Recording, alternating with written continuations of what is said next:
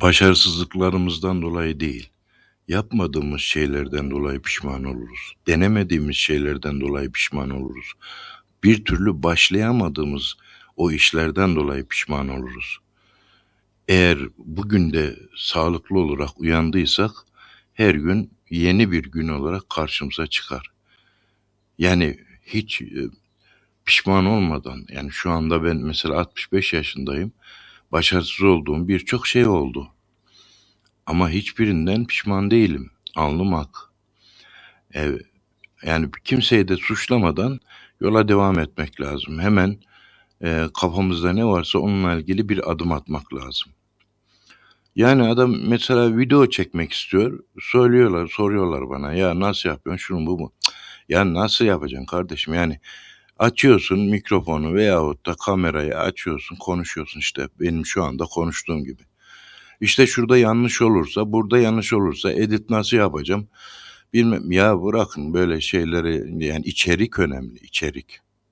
Yani sen ne anlatmak istiyorsun? İnsanların hangi problemini çözmek istiyorsun? Buna karar ver. Yani insanların bir problemini çözmeyeceksen senin bir hedefin yok demektir. Önce hedefini bulman lazım. Önce sevdiğin şeyler nedir? İstediğin şeyler nedir? Günlük yaptığın işlere bir bak. Yani günlük olarak en fazla ne yapıyorsun? Yani kendini kontrol etmen lazım. Kendini denetlemen lazım. Yani eğer bir param yok bilmem ne diyorsan işte birikim yap. Ya 10 liram var diyor. 10 liram varsa 1 lirasını birikim yap yani. Yani zengin olarak zengin olunmaz ki. Yani bazıları düşünüyor şu kadar param olsun da öyle bir yatırım yapayım, öyle bir işte bir şeyler yapayım. Ya zengin olmuş oluyorsun o zaman. Yani zengin, cebinde ciddi bir para varken e, zengin tekrar zengin olmak diye bir şey olamaz. Yani sıfırdan zengin olmak, sıfırdan bir şeye yatırım yapmak lazım. Yani şu anda bakıyorum birçok insan, hatta arabası olan, sıfır araba almış adam borcuna. Ya borç, yani tam iyi bir borçla, işte yani bir mantıklıysa anlarım. Ama borç iyi bir şey değil. Borçlanmayın mümkün olduğu kadar. Mecburum borçlanıyorum diyor. Ya mecbur değilsin. Sabret. Günlük hazlarından vazgeç. Haz. Lezzet aldığın şey nedir? Mesela her gün sen e, arkadaşlarına yiyip içiyorsan, sınırsız bir şekilde lüks lokantalara gidiyorsan, lüks yerlere takılıyorsan, veya paran var da lüks araç alıyorsan, paran var ama yani yatırım yapmaya ayıracak paran yok. E, Fakat elindeki imkanları lüks araca işte hava atmak için sıfır araba alıyorsan, normal bir araba alacağına lüks bir araç alıyorsan, insanlara karizma yapmak için, veyahut da normal bir evde oturmak yerine gidip lüks villalarda oturuyorsan, tamam zenginsen tamam, ama biz zenginlikten bahsetmiyoruz. Zenginlik nasıl gelir ondan bahsediyoruz. Hatta zengin olanın da ciddi bir şekilde bak, şu dünyada zengin olanları araştırdığınız zaman onlar tedbirlidir. Yani onlar ihtiyatlı davranır. Ne derler ona? Yani dikkatli harcama yapar. Gelirinden fazla harcama yapmaz. Adam kazandığından fazla harcama yapıyor. Olmaz. Elinde kredi kartı çekiyor boyuna. Ondan sonra faiz ödüyor. Faiz ödeyemeyince katlıyor. Katlayınca iflas ediyor. İflas edince sağa sola suç bulmaya çalışıyor. Sen yaptın. Pişman olacağın şey bu. Yani pişman olacağın şey esas bu. O başarısızlık değil ki, senin hata. Oturup kendi aynanı karşına al, kendini hesaba çek ve sıfırdan başla. Madem böyle bir şeye girdiysen. Yani o banka işlerine, kredi işlerine, faiz işlerine falan, bak herkes bankaya borçlu. Ya böyle olmaz yani. Bu toplum böyle yürümez. Yani birilerine hava atmak için veyahut da ben işte başkalarına muhtaç olmayayım da bankaya muhtaç. Bankaya muhtaç oldun. Bankada geldi sana ipotek koydu, icra yaptı. Nasıl ödeyeceksin? Ödeyemeyince el koyar senin malına, mülküne, arsana, tarlana, evine, arabana, maaşına, her şeyine. Ömür boyu ödeyemezsin. Onun yerine zihnini üret. Yani zihin üreticidir. Bak, şimdi hiçbir şeyim yok demek, yani mal olarak hiçbir şeyin olmayabilir ama zihin olarak şimdi sen dünyanın en önemli e, bilincine sahipsin. En önemli organına sahipsin yani. En önemli şey beyin, zihin. Bizim zihnimiz üreticidir. Yani oturup kendi alanlarını, gayelerini, amaçlarını, hedeflerini tespit etmek kendi elimizde. Ama hiç kimse oturmuyor, yarın yaparım diyor. Ya yap işte, yani yap. Bak, ben bu videoları boşuna mı atıyorum? Adam bir tane videoyu izliyor, geçiyor. Ya bir tanesini daha izle, yarım dakika zaten. Ne uzun seviyorsan uzun video da atıyoruz. Vay hocam, çok uzun olmuş bu. Öbürü çok kısa olmuş. Ya senin keyfine göre mi atacağım arkadaş? Burası benim alanım. İstediğim gibi atarım. Sen de kendi alanında istediğin gibi konuş. İstersen 10 saat konuş. İstersen bir saniye konuş. Yani kendi tecrübelerini aktar. İnsanlara bir faydan olsun ya. Ben şimdi niye uğraşıyorum böyle, konuşuyorum? İnsanlara birisi Allah razı olsun dese yeter. Birisi teşekkür ederim dese yeter. Hepinize saygı ve sevgilerimle. Bu konular bitmez. Uzattıkça uzar bunlar. Yani siz konuyu anladınız işte. Ben kekeme bir konuşmamda işte bir şeyler anlatmaya çalıştım. Anladıysan mesele yok. Hadi kal sağlıcakla. Şimdi arkadaşlar, ben bu videoyu hiç editlemedim. Yani hiç düzenleme yapmadım. Özellikle de yapmadım. Yani direkt olarak konuşayım dedim. Örnek olsun dedim yani. Şimdi açtım mikrofonu, kameraya konuştum. Yani önümde bir yazı falan da yok. Yani ben şunu demek istiyorum. Bu neden olmasın da neden mümkün değil yani. Sen de aç. Sen de YouTube kanalın var. Sen de aç, konuş. Ha, belli bir birikimin vardır. Herkesin farklı alanlarda birikimi var. Bak, çevreye bakıyorum mesela. Adam liseden mezun ama mezun olduğu alanla ilgili bir iş yapmıyor. Farklı alanlarla ilgili iş yapıyor. Mesela elektrikçilik yapıyor, suculuk yapıyor, ne bileyim doğalgazla ilgileniyor. Yani makine üzerine çalışanlar var, polis olanlar var, jandarma olanlar var. Yani çok değişik alanlarda çalışanlar var. Yani bu insanlar şimdi ek gelir olmadan, bakın çok önemli, ek gelir çok önemli. Zamanımızda ek gelir, yani pasif gelir çok önemli. Yani siz uyurken de size para getiren bir yatırıma hazırlık yapmanız lazım. Yani siz uyurken size para getiren bir yatırım. Yani bu kira geliri de olabilir, şu da olabilir ama onlar pahalı işler. Ama senin mesela adam YouTube kanalım var diyor. Ben ne yapacağım diyor. Ne iş yapıyorsun dedim.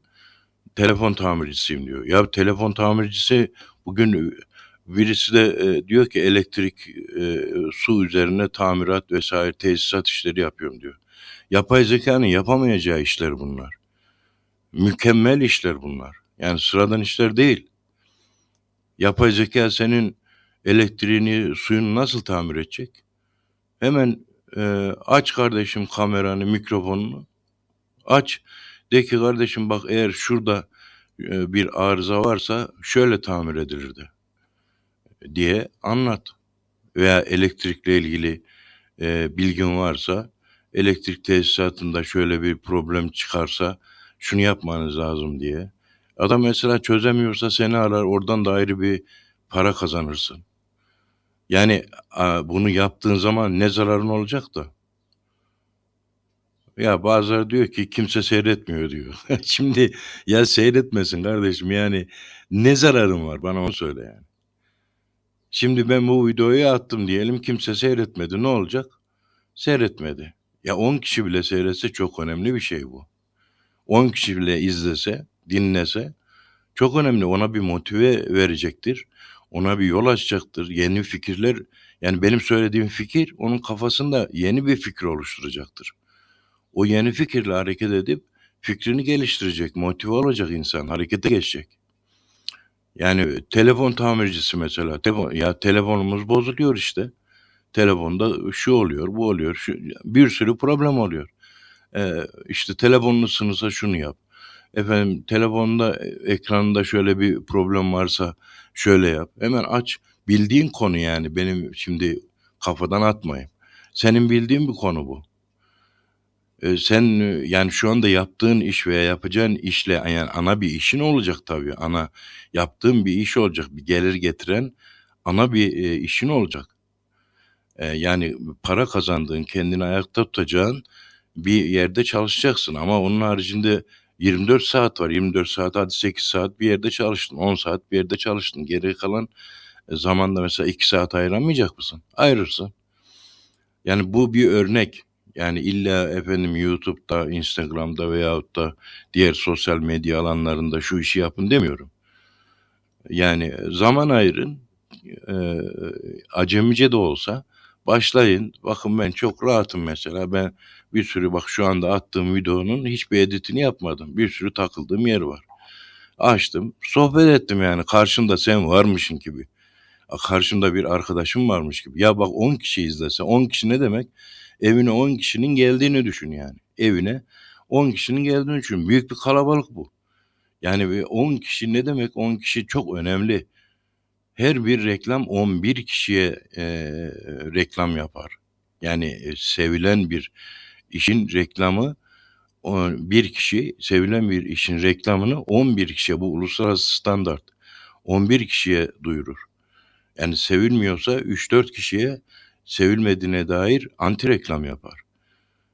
Yani sen 10 kişiye hizmet edersen, 10 kişiye hitap edersen gene mükemmel bir iş bu. Bak ben sistemin YouTube kanalımın temasını değiştirdim. Daha önce işte ilahi, dini vesaire. Şimdi ben motivasyon, zihin gücü, kişisel eğitim bu alanlarda bir şeyler yapmak istiyorum. Bu alana doğru çeviriyorum. Zor oluyor tabii ilahi için. Bak bu shortlarda mesela popülerde 450 bine yakın izlenmeye yaklaştı yani. Bir tane remix yapmıştım. Benim videom değil, diğer remix yaptım attım. Talha Bey duruyor. Bak o hala izleniyor. Şimdi dolayısıyla tema değişikliği biraz zordur. Bak bunu da bilmek lazım YouTube'da. Yani ya onları sileceksin, acımayacaksın veyahut da sıfırdan başlayacaksın. Ya da tema değişikliği yapacaksan 5-6 ay sabredeceksin. Yani YouTube algoritması onu algılamaya başlayacak. Kullandığın başlıklar önemli, etiketler önemli, kapak resmi önemli. Şimdi işte bu yeni sistem çıkardılar. Kapak resimleri de bile olsa yapay zekayı kullanıyoruz işte. Ben şimdi bunda ne yapay zeka kullandım, ne ses düzenlemesi kullandım. Hiçbir şey kullanmadım yani. Ses düzenlemesi yaptığın zaman da eğer yapay zeka ile yapıyorsan ses düzenlemesine bile yapay zeka etiketi koyman lazım. Şimdi yani izleyici bilsin istiyor. Ben de bütün videolarıma daha önce kapak resmi veyahut da ses düzenlemesi hepsinde ses ayarı veyahut da gürültü azaltma gibi çeşitli CapCut'tan olsun başka edit programlarından olsun yapıyordum. Şimdi bunu da yapmadım yani. Bunda direkt sesimle kendi ham sesimle yani hiçbir düzenleme, gürültü azaltma hiçbir şey yapmadan atıyorum şu anda. Örnek olsun diye yani. Bak bozuk bir sürü yerlerde takılmışım falan. Tamam yani e, kafaya takma yani. Şimdi insanlar seni anlıyor mu yani? Söylediğin şeyleri anlıyor mu? Önemli olan bu. Yani eğer sen bu alanlarda aslında bu alanlara da önem vermek lazım yani. Şimdi artık sabit bir iş yapmak, vergisi, algısı, elemanı vesaire çok zor. Yani bunu yapanları da tebrik ediyorum tabii. Ama bu dijital alanlara biraz eğilin. Bu yapay zeka alanlarında da iş var. Ama yani bu dijital alanları kullanalım madem açık, madem işte e, yanlış bir şey yapmıyorsak, efendim bir hizmet ediyorsak, olumlu, doğal bir şeyler yapıyorsak, efendim uydurma bazıları Öyle teknolojiye boğuyor yani. Videoya bakıyorsun, Allah Allah, teknoloji harikası. Ya iyi de sen içerikte bana ne veriyorsun? Önemli olan o. Çok güzel yapmış falan. Ya sen yani verdiğin şey ne? Bana kazandıran şey ne? Ben zaman harcıyorum seni de izlerken, değil mi? Yani seni izlerken bana verdiğin bir şey varsa, mesela evimde bir tamirat işi var. Diyelim bir problem var. Hemen geçen mesela oldu problem suyla ilgili falan. Hemen internete yazdım. İşte şu şöyle bir problem var, nasıl çözülür? Bir sürü video çıktı. Ya sen hangi alanda istiyorsan var yani. Büyük, yani bu internet ağını çok büyük bir nimet şu anda. Bunu kullanalım. Yani çok fazla takılmayalım. Yani yapın, işinizi yapın, dinleyin, atın. Eğer bir para kazanacağın bir iş yapıyorsan tamam, zaman harcamak lazım. Ama zaman öldürmeye gerek yok ki. Yani bu boşuna zaman öldürenler var yani. Yok oyun, bilmem devamlı eğlence videoları, şu bu. Ya bunlar sana bir şey veriyor mu yani?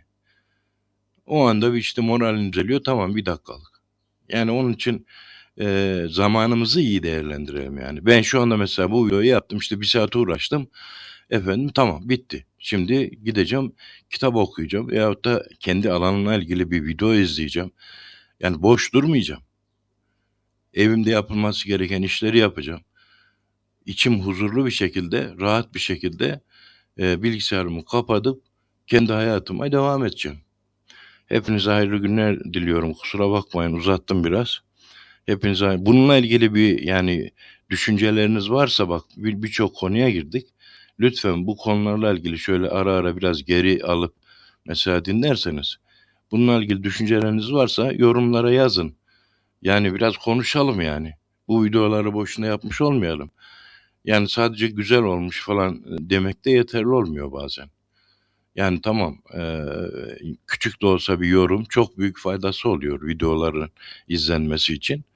Ama bu alanlarda mesela hani birkaç cümleyle de olsa bir fikrinizi yazın. Bir zaman ayırın. Efendim veyahut da benim yaptığım hatalarla ilgili beni eleştirebilirsiniz. Eleştirin, yazın ya. Korkmayın. Ben korkmuyorum. Bak şu anda dünyaya açık yani şu kanal. Dünyaya açık şu anda. Yani sadece sen değil, başkaları da izliyor. Hatta ben bunda yabancı dillere falan da çevirmeyeceğim. Dinleme zahmetinde bulunduğunuz için hepinize ayrı ayrı teşekkür ediyorum. Videonun içeriği hakkında düşünceleriniz varsa yazarsanız sevinirim. Hepinize hayırlı günler diliyorum.